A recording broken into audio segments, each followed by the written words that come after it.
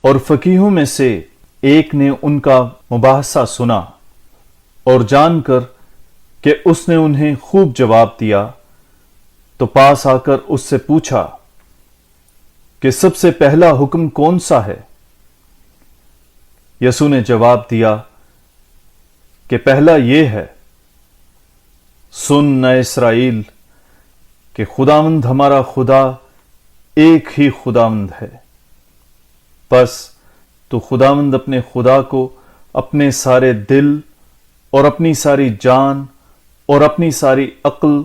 اور اپنی ساری طاقت سے پیار کر، اور دوسرا یہ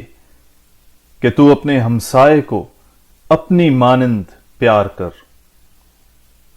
ان سے بڑا اور کوئی حکم نہیں۔